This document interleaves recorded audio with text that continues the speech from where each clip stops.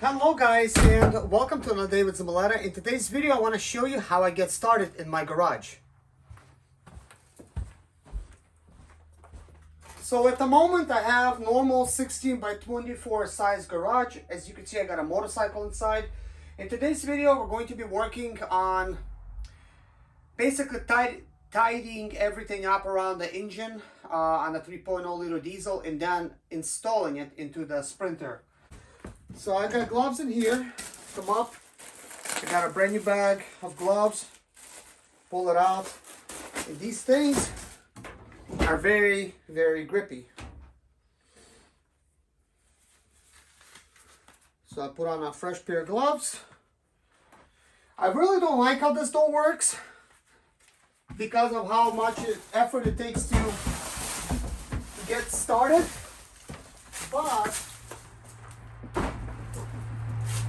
But what I do like is that it creates sort of like a little canopy outside. So if I bring the car in, like there's not gonna be like no rain coming down over there. So then I have these pieces of wood here. And what I do is I simply drop them down like this.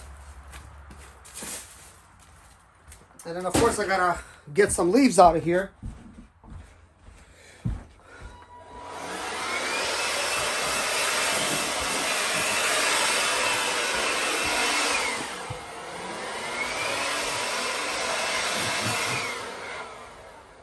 That will do it. Then I have another piece of wood.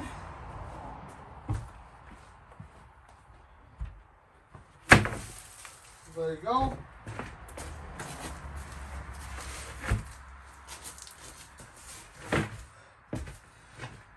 I know guys what you might think, where's your shop? Well, I put a down payment on my shop, which is nothing but just pretty much a carport, I guess.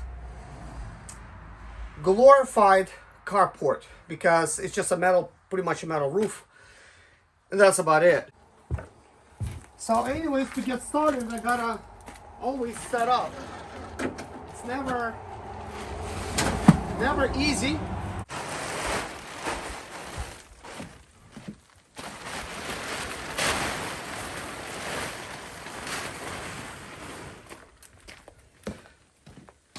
Guys, setting up is never easy because you just always have to keep setting up every time you want to actually work on something. Very inconvenient.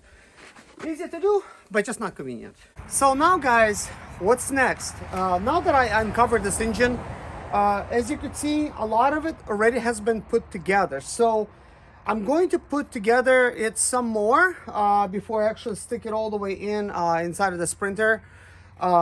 Because some stuff is actually a lot easier to get to when the engine is out. Like for instance, this EGR cooler right here, a lot easier to get to when the engine is out. It can be easily removed with the engine in. Well, not easily. You would have to, at the very minimal, remove the fan shroud and the fan itself, and then possibly somehow move the radiators out of the way to try to do it. I've never done it that way, so the reason I haven't done it is because it's just not easy to do that, and then you have to like dive in, and you cannot even have like any access to these bolts. It's just gonna be like nearly impossible. Even when you disassemble the whole front end, still trying to reach these bolts is kind of difficult. Yet it's a lot more easier to do. But anyways, so let me show you kind of like what we're dealing with and what's next. So first, let me just give you like a walk around and show you what I did, and then we'll go to what needs to be done. So, as you can see, the EGR cooler has been replaced. This EGR cooler was leaking at this seal right here, and it was actually getting ready to start leaking at this one as well because the seal started separating. I believe I showed you this in one of my videos. So, I decided to order them both. And I went ahead and actually replaced them. To replace the seals, all you have to do is just go around and basically remove all the bolts, and then you'll have to put them back in that same order. Now, it makes a lot of sense to replace both seals, even though one's leaking, because the other one's going to start leaking anyways, and then you're going to have that issue. Now, the seal over here at the exhaust manifold, okay, it's not how should I say, like 100% certain that it was leaking, but it certainly appeared to be leaking. And because there's so much leakage that was going on everywhere on around the engine and seals, I decided that the best solution, once I removed the AGR cooler, just to go ahead and actually replace that seal. And since I was actually already having a lot of the stuff taken apart, I did not charge this owner to replace these seals or the seal that's on the exhaust manifold, because I just had him buy the parts and that's it. Because I'm already charging for a lot of these other stuff that I actually had to do to the engine, and I kind of feel sorry for the customers sometimes when there is so much stuff wrong with it, even though this is not my fault. To the point where I'm like, you know what, if you get the part, I'll install it for you. Like for instance, this motor mount and that other motor mount. I did not even charge to replace any of these motor mounts because it's just one bolt here and you replace it. And that's because the engine's already out. It's just one bolt and that's it. Now, if the engine was still installed and you have to do a lot of stuff to replace a motor mount, that's different. I would go ahead and charge for it. As a matter of fact, it would be still right for me to charge the customer for replacing any of this stuff because it's still labor. It just, that's a decision I make sometimes not to charge for some of the things if I already charging way too much on other stuff because it's way too much work. Like for instance, this van had some slightly overheating issues, and there is a good chance that the thermostat, which is located here, was bad, and the water pump too. So that's a brand new water pump. That's a brand new pulley. That's a brand new pulley. This is a brand new tensioner. As a matter of fact, these tensioners only come with this pulley. The pulleys are metal. If you try to replace this pulley, if you are lucky to find exact same size, then yeah, I guess you would be lucky. But these are sold as one piece. I can't remember what they sell them for. And then of course over here, this is a smooth pulley, this is a smooth pulley, and that's a smooth pulley. That's just how it is on these. By the way, that cover was missing. This is not something I forgot to install. That cover was here, so I actually reinstalled that cover. You know, just to let you guys know in case somebody's thinking somehow I'm missing something. And let's see, this pipe has been installed, and I could already see a mistake that I've done. I'll have to pull this pipe off.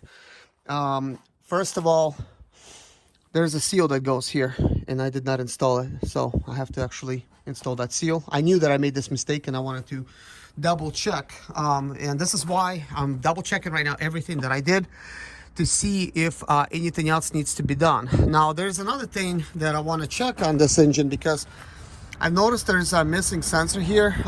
There's a good chance that I pulled it out, but I don't have that sensor in my parts bin, so that sensor might have been possibly missing. So I want to make sure. Yeah, it's right here. So I knew that's going to be on the wiring because I did not have it in my parts bin. So we have the sensor right there. So once oh my gosh, I hate getting my hands dirty. So anyways, let's continue. You always have to make sure, like, you check your work over, despite, you know, how good you could be. And you know, when I do stuff, I'm very thorough, but even I could miss something, because I was talking to my son when I was doing this, and he was over here trying to help me, and we were just trying to get a lot of stuff done, and turns out, you know, that went missing. So a camshaft, well, I don't, this is not a camshaft, but there's a sensor that goes here,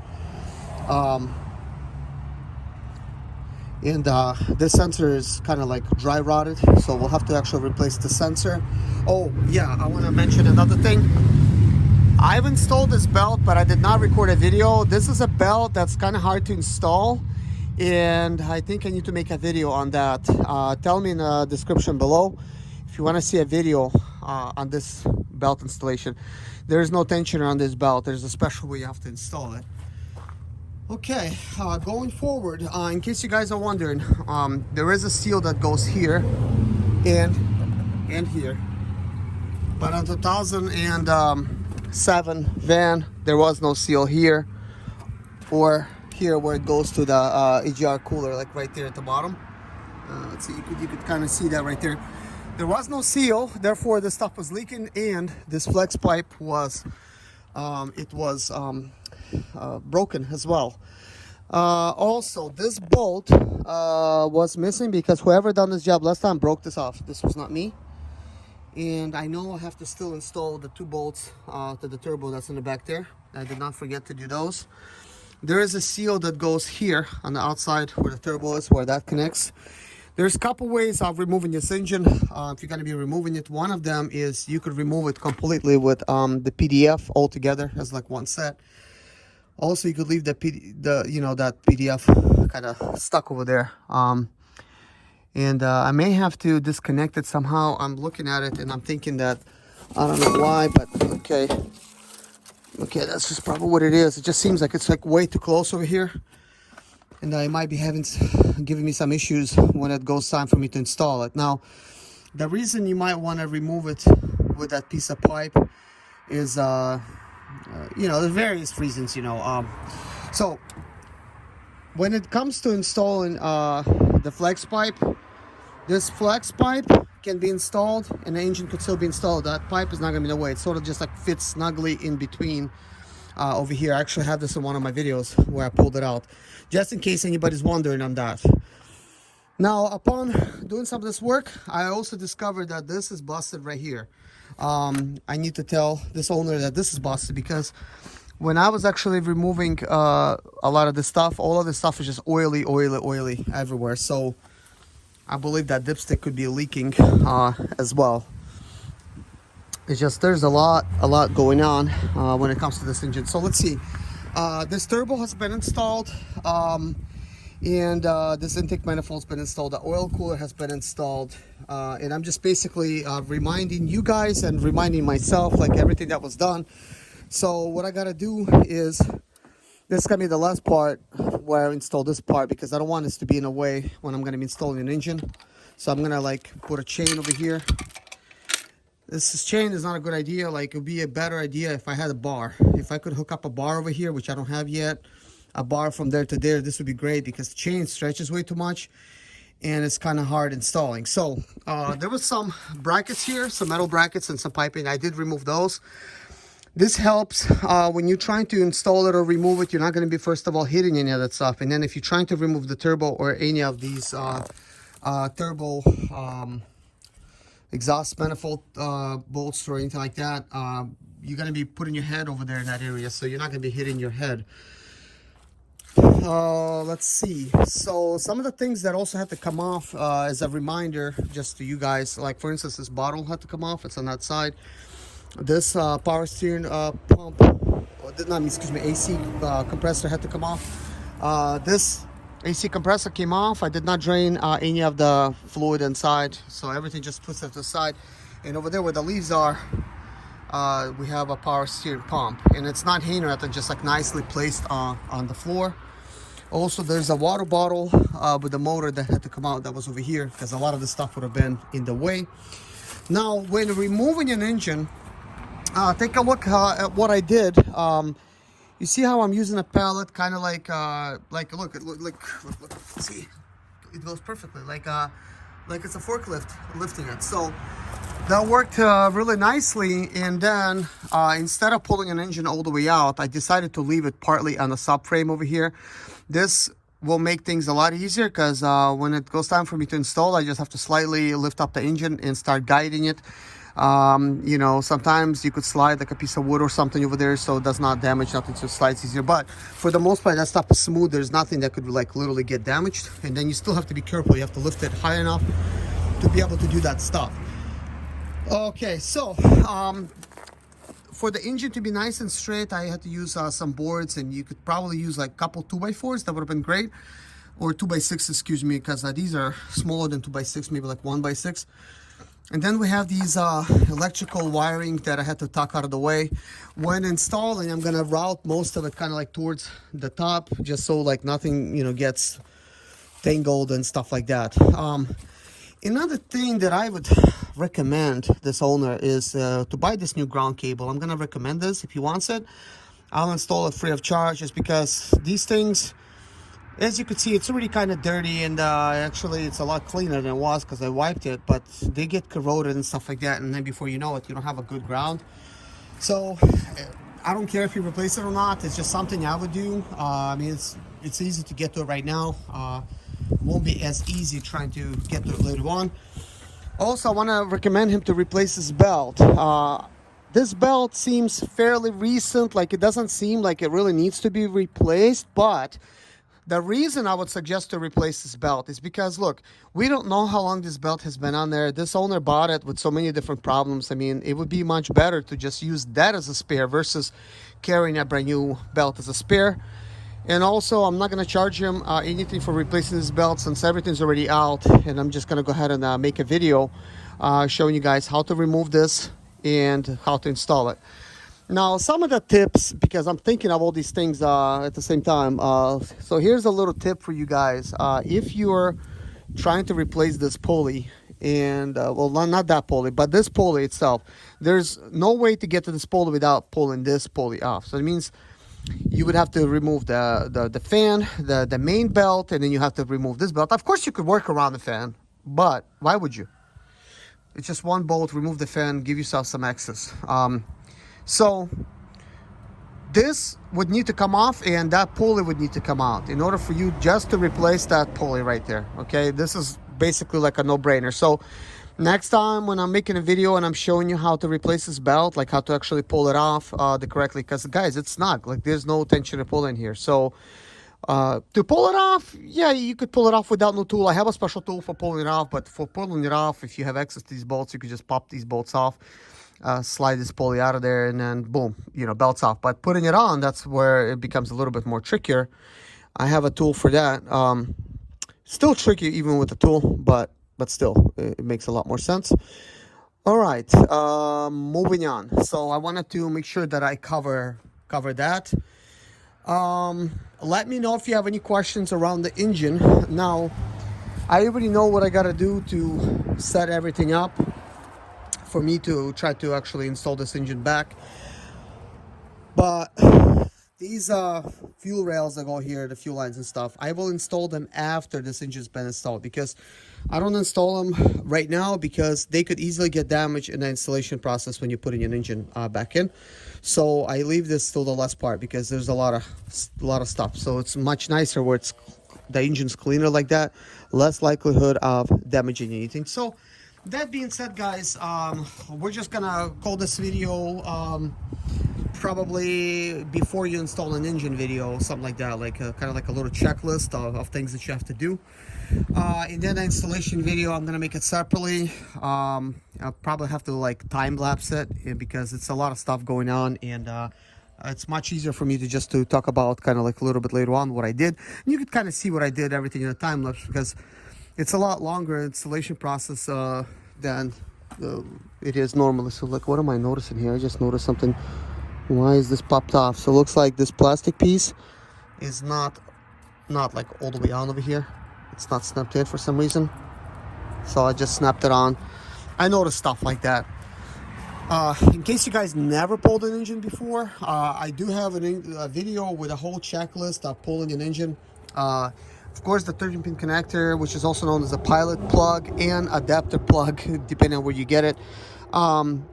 I call it 13-pin connector because it's got 13 pins and it makes sense. So you plug it in over there, like once you complete the engine, and you have to disconnect the fuel lines as well, which is right here. You have to disconnect battery cable, you know, the electrical cable, and from the alternator as well. And basically it runs kind of like along the bottom there. So you have to disconnect them. That I mentioned fuel lines, you have to disconnect them. You disconnect the fuel lines by pulling these tabs out. The tabs are right here, these tabs. You have to pull them out, and then you remove them from that area. And as you can see, one of them has a slightly blue. That's where this goes. One has a black. That's where that goes. You know, so like you could kind of see that. And that right there is a transmission shift cable, in case you guys are wondering. It sort of hangs right there in that area. Well, I think for the most part, guys, I've covered everything that there is to cover. It's definitely a lot of work when you're trying to do an oil cooler seal job. Oh yeah, one last thing, and if you stayed with the video, this probably will help you. You might be wondering, is it really necessary to pull an engine? No, it's not. You could do this with the engine installed. That is if you could remove the flex pipe, which is kind of like blocking things, like right here. Boom, you have to remove it because it's in the way. You have to remove this bolt, this bolt, this bolt, that bolt, this bolt, this bolt, those two right there that's holding the turbo, and then you have to remove this bolt and this bolt in order to remove the turbo. Once you remove the turbo, everything else is okay, because then you have the intake manifolds right here and then the oil cooler right there, and boom. But before you even get to that, you'll have to remove fuel rails and things of that nature, you know, fuel filter and all the wiring and fuel lines, and disconnecting the glow plugs and stuff like that. And along the way, you might find other things wrong with your Sprinter van. So that is that. And another thing I'm just gonna throw in there, guys, I want to talk a little bit about the leaks, and I'm gonna make a video right now just separately. Talk about like the different PO299 leaks that you could have, where you need to look, how you need to fix them. That's gonna be in the next video. Thanks for watching, guys. Thank you. Bye bye.